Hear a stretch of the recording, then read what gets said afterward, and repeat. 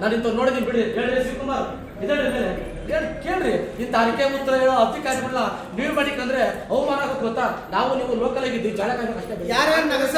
ಮಾಡಬೇಕು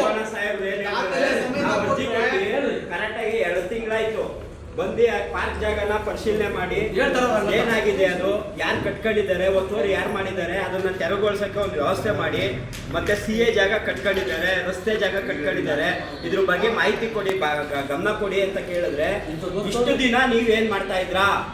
1987-88ರಲ್ಲಿ ಖಾತೆಗಳಾಗೈತೆ. ಇದುವರೆಗೂ ನೀವೇನ್ ಮಾಡ್ತಾ ಇದ್ರ ಅಂತ ನಮ್ಮನ್ನ ರಿಟರ್ನ್ ಕ್ವಶನ್ ಕೇಳ್ತಾರೆ. ರೆಕಾರ್ಡ್ ಇದೆ, ನಾವೇನೇನ್ ಮಾತಾಡಿದ್ವಿ, ನಾವೇನೇನ್ ಕೇಳಿದ್ವಿ ಅನ್ನೋದು ಪ್ರತಿಯೊಂದು ವಿಡಿಯೋ ರೆಕಾರ್ಡ್ ಇದೆ. ಈಗ ನನಗೆ ಟಾಯ್ಲೆಟ್ ಅರ್ಜೆಂಟ್ ಎಲ್ಲೋ ಹೇಳಿ, ಎಲ್ಲೋ ಹೇಳ್ರಿ. ಒಂದು ನಗರಸಭೆ, ಇದು ನಗರಸಭೆ ಅಲ್ಲ, ಇದು ಮೂಲಭೂತ ಸೌಕರ್ಯ ಮಾತಾಡಿ ಫಸ್ಟ್, ಆಮೇಲೆ ನೋಡೋಣ.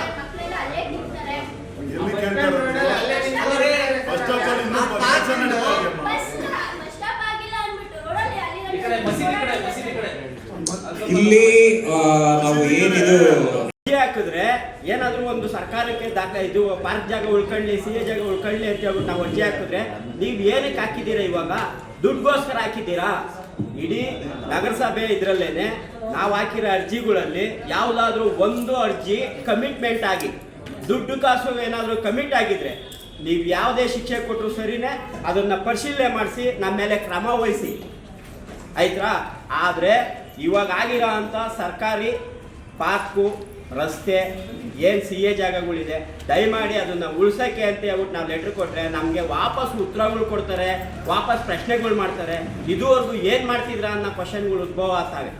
ಆದರೆ ನಾನು ಅವತ್ತು ನಾನು ಬಂದು 9ನೇ ಕ್ಲಾಸ್ ಹುಡುಗ, ಯಾವತ್ತು ನಾನು ಖಾತೆ ಆದಾಗ ಅವತ್ತು ನಾನು ಪ್ರಶ್ನೆ ಮಾಡಕ್ ಆಯ್ತಾ ಇರಲಿಲ್ಲ. ಅದಕ್ಕೆ ಅವ್ರಿಗೆ ಉತ್ತರ ಕೊಟ್ಟೆ, ಶಿವಣ್ಣ ಅವ್ರಿಗೆ ಉತ್ತರ ಕೊಟ್ಟೆ. ನೀವು ಅವಾಗ ವಯಸ್ಕರಾಗಿದ್ರ, ನೀವೇ ಪ್ರಶ್ನೆ ಮಾಡ್ಬೋದಿತ್ತು, ನೀವು ಅಧಿಕಾರದಲ್ಲಿದ್ರ, ಮಾಡ್ಬೋದಾಗಿತ್ತಲ್ವಾ ಅಂದ್ರೆ ಅದಕ್ಕೆ ಉತ್ತರ ಇಲ್ಲ. ಆದರೆ ನಮಗೆ ವಾಪಸ್ ಪ್ರಶ್ನೆ ಕೇಳ್ತಾರೆ, ನಾವು ಅರ್ಜಿಗಳು ಕೊಟ್ಟು ಎಲ್ಲ ಇದು ಮಾಡ್ಕೊಂಡ್ರೆ, ಆದರೆ ಅಧಿಕಾರಿಗಳಿಂದ ಸರಿಯಾದ ರೀತಿ ಸ್ಪಂದನೆ ಇಲ್ಲ. ನೋಟಿಸ್ ಕೊಟ್ಟಿದ್ದೀನಿ ಅಂತ ಹೇಳ್ತಾರೆ. CA ಜಾಗ ಒಂದು 100 ಜನ